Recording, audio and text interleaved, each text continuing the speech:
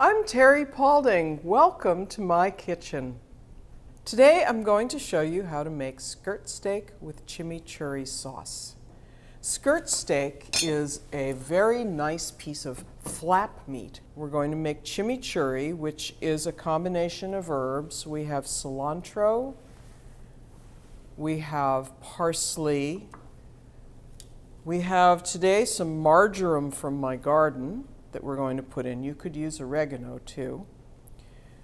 Chili peppers, shallots, garlic, and then we have salt, pepper, red wine vinegar, and lime juice.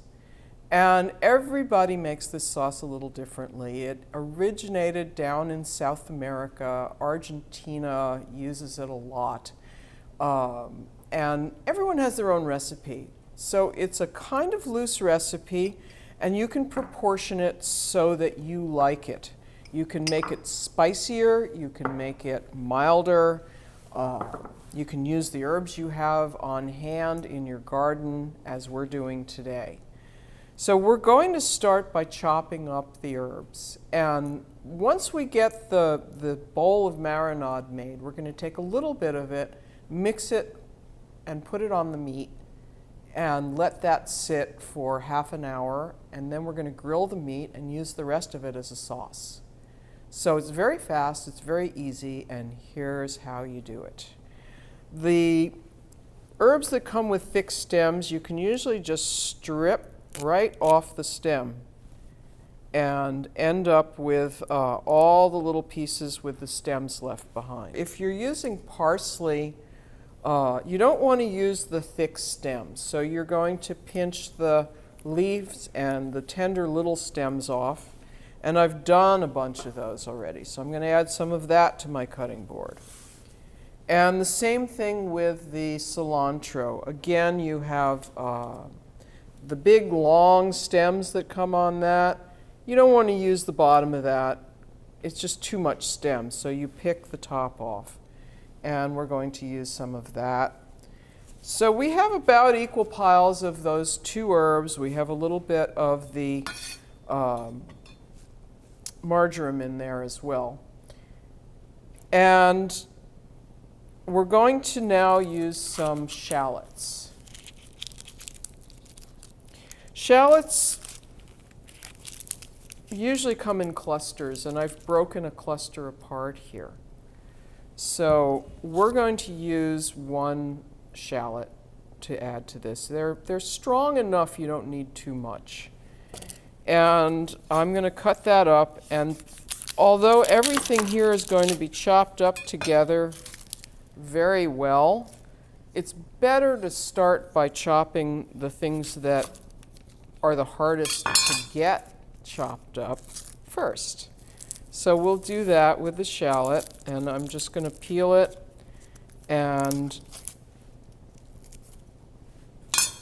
get rid of all our skins, and I'm going to cut it up. The things that are the hardest to get chopped up. And I like to make it easy by starting it out small. So you can see we have nice little pieces here. And the best way not to have yourself cry when you cut an onion of any sort is to have a sharp knife. Okay, so we're going to just stick that underneath the herbs because it is very aromatic. The other thing we're going to use is some garlic. So we have a head of garlic. I've taken a couple of cloves off of that, and I'm going to peel those. Get rid of the papery skins, and we're going to actually chop that up just a little bit too to start with. Okay, so now we have our basic herbs and aromatics, and we're going to take those and just chop them together until we have a very fine chop. And you can see that I use the end of the knife as a fulcrum and use the blade to scrape the pile back together again.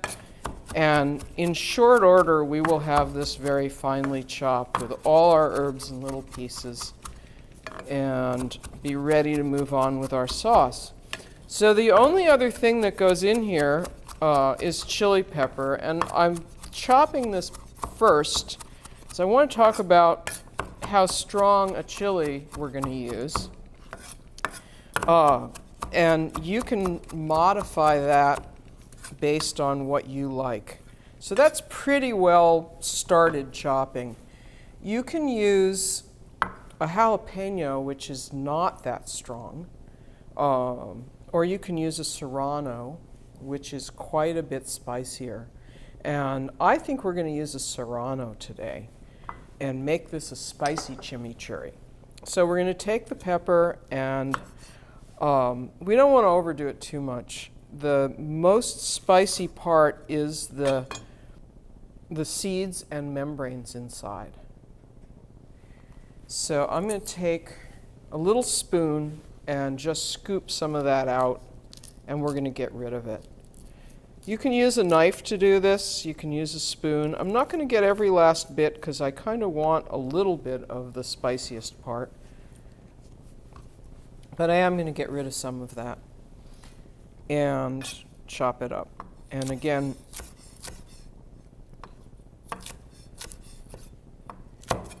add it to my pile. This still needs to be chopped quite a bit more. And let's just go through this.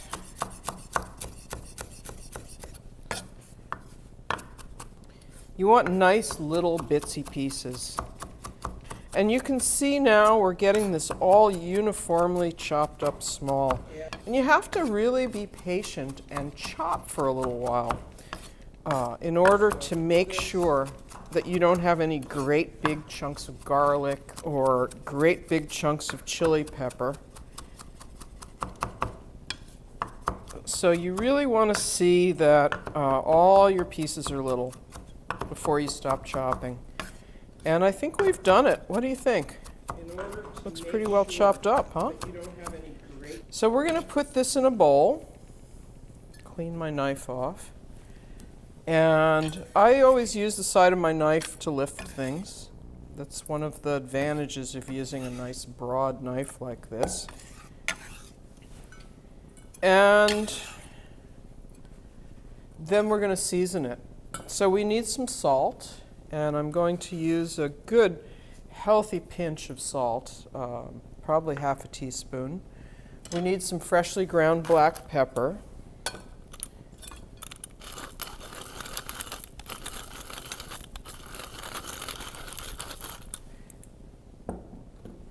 We're going to cut up a lime and squeeze the juice in there.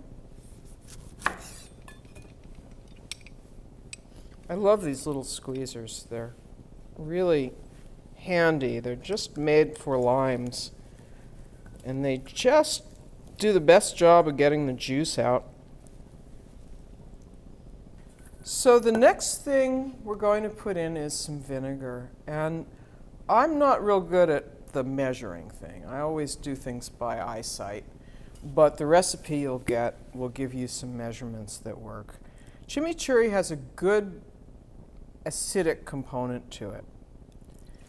And so I probably added a tablespoon and a half. And then we're going to use some good olive oil, some extra virgin olive oil. And I'm going to grab another one of my little spoons and just mix this into a bit of a dressing.